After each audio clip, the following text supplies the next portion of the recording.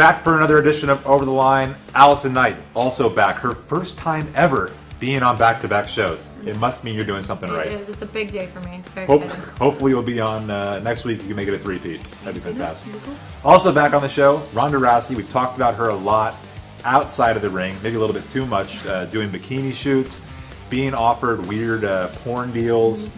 Now she's kind of posing naked of sorts. What do you make of this with Sports Illustrated? A Sports Illustrated editor posted a back shot and a butt shot of a woman who looks really jacked like Ronda Rousey and shares a wrist tattoo with Ronda Rousey. So the mysterious woman may not be so mysterious because it's pretty obvious that it's Ronda Rousey. The biggest question is, do you think she should be spending a majority of her time outside the ring doing this stuff when she's trying to get her title back?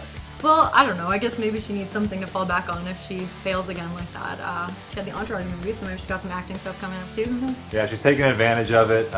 Kind of like a fighter turned personality now. Yeah. After being dominant in the sport for so long, we'll see if she can get back to how she was. She suffered kind of a head injury after she lost to Holly Holm last time, but they got a rematch coming up, so we'll see if she can take all the energy she's using outside the ring and put it inside the ring.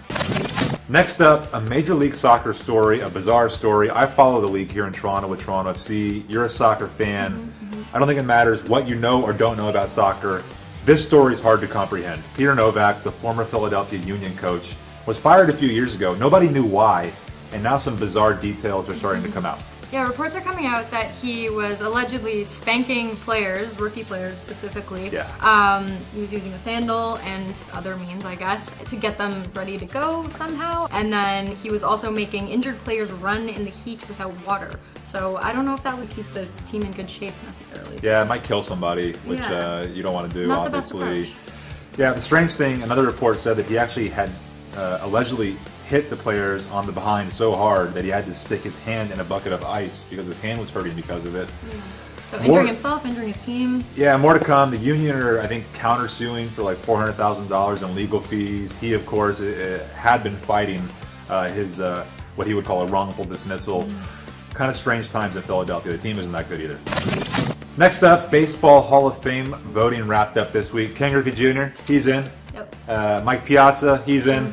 Roger Clemens, not in. Roy Halladay, very happy about that, I think, because he sent out a tweet basically saying that his ex-teammate Clemens and Barry Bonds, these guys shouldn't be in the Hall of Fame because they allegedly used PEDs at one time. Kind of strange, and word got back to Clemens that his former teammate was writing these things about him. Yeah, so he issued a statement after to defend himself and then reaccused his former teammate, of using drugs also. So a lot of back and forth there, not so much nice talk among the Blue Jays, former Blue Jays. Yeah, I mean, it seemed to take Halladay by surprise a little bit. He responded then with, I'll let my reputation do the talking. Yeah. Not much since then. Of course, Clemens denies ever using PEDs. Halladay's never really been accused, but it's kind of a weird, like, he said, she said, you did this, I did this, you did this. Maybe Who knows? We'll never know. Maybe too many baseball players to even name have done PEDs in the past. Finally today, Finland wins the World Junior Championship. They beat Canada, they beat Sweden, they beat Russia in OT. Then they went out and partied so hard. They went to the nicest restaurant they could have possibly gone to. Burger King. That's where I would go if I wanted a good party. I don't know. Yeah, and burgers. And the fans got into it too. There were pictures of like fans running around naked in downtown Helsinki.